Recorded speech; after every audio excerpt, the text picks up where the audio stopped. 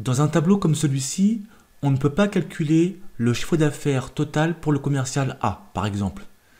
Dans un tableau comme celui-ci, on ne peut pas calculer le chiffre d'affaires moyen pour le commercial B, par exemple.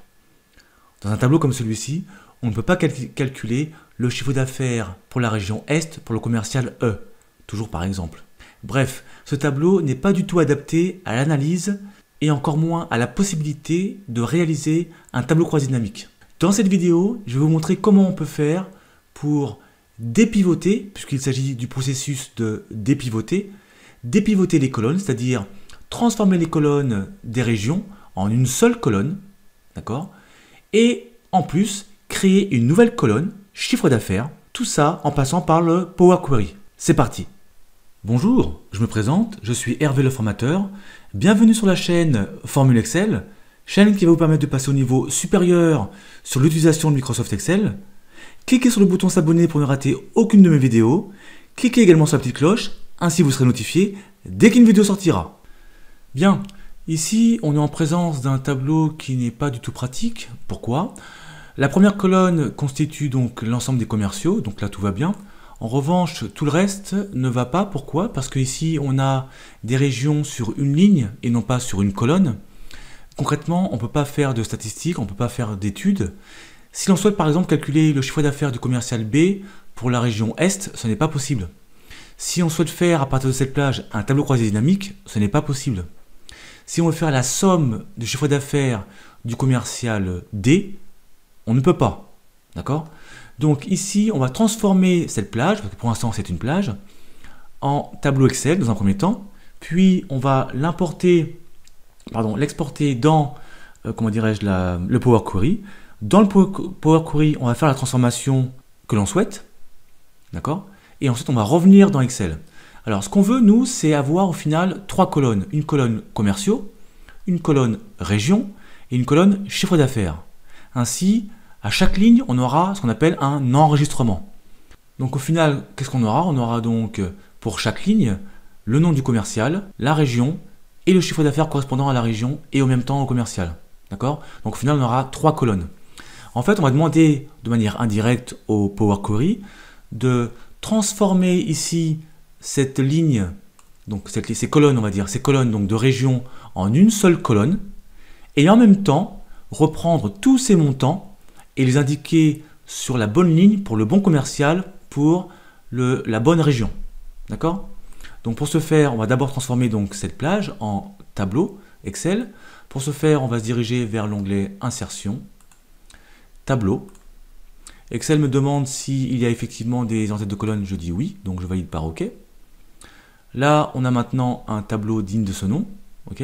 Donc maintenant, on va pouvoir aller dans l'onglet Données. Puis à gauche, dans le groupe Récupérer et transformer les données, on va choisir à partir d'un tableau pour aller dans le Power Query, pour aller dans l'éditeur du Power Query, qui prend toujours un petit peu de temps pour s'ouvrir.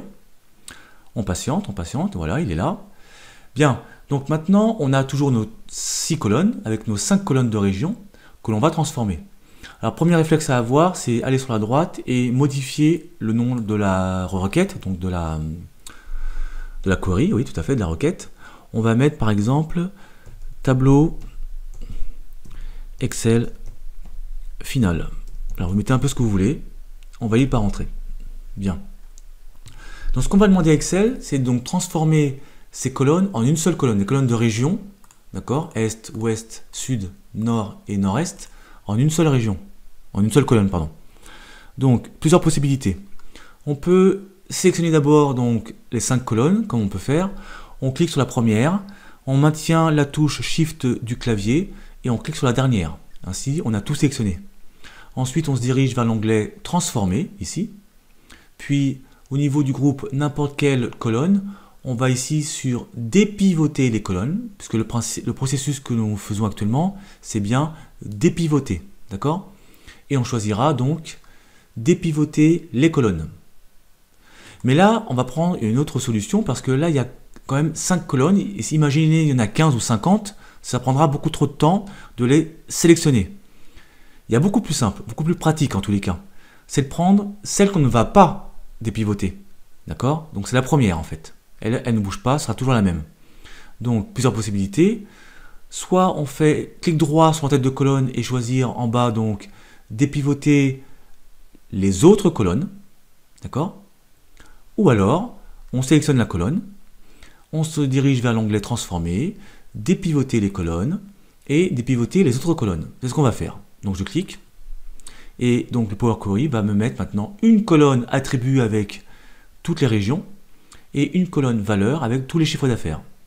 Alors bien entendu on va modifier ici le nom attribut, on va mettre autre chose, on va mettre par exemple région,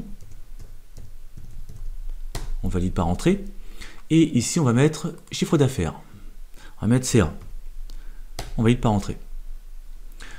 Voilà, maintenant on va pouvoir revenir dans Excel en se dirigeant vers l'onglet accueil, puis ici fermer et charger dans, puisqu'on va l'ouvrir sur une feuille Excel. Voilà. Donc ici, on va choisir donc tableau. Sur une feuille de calcul existante, on clique sur le petit bouton ici pour se positionner par exemple ici, donc en I2. Je referme cette boîte de dialogue en cliquant sur OK, je valide. J'ai ici à droite, hop, mon tableau. Hop, ça, j'en ai pas besoin. Voilà. Donc j'ai ici mon tableau, d'accord, qui a été créé, format Excel, avec mes filtres, d'accord. Donc je peux filtrer par région, filtrer par chiffre d'affaires, mais en fonction donc d'un chiffre d'affaires critère. Et on peut bien sûr cliquer ici à l'intérieur pour créer un tableau croisé dynamique. On va le faire rapidement, donc on se met à l'intérieur, on se dirige vers l'onglet insertion, puis tableau croisé dynamique, voilà.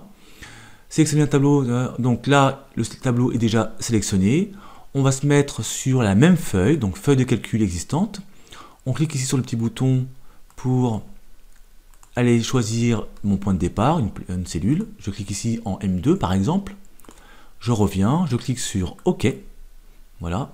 J'ai ici mon champ, pardon, ma liste des champs que je vais, voilà, ma liste des champs ici avec commerciaux, régions, chiffre d'affaires. Donc mon tableau croisé dynamique, il est là, mais il est vide pour l'instant. On va le remplir. Donc on va mettre déjà les chiffres d'affaires au niveau des valeurs. Ensuite, les commerciaux, on va les mettre au niveau des lignes. Et les régions, on va les mettre au niveau des colonnes. Voilà, on peut ici cliquer à l'extérieur. Hop, voilà.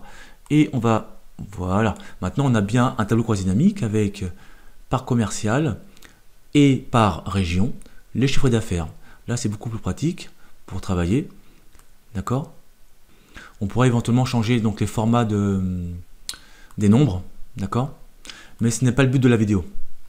Ce que je voulais vous montrer, c'est la transformation à partir d'une plage classique, transformée en tableau Excel, puis, en passant pour le Power Query, modifier la disposition des colonnes pour avoir au final une colonne commerciaux, une colonne région et une colonne chiffre d'affaires. Voilà, cette vidéo est maintenant terminée. Merci de l'avoir suivi. Je vous dis à très bientôt sur Formule Excel. Ciao!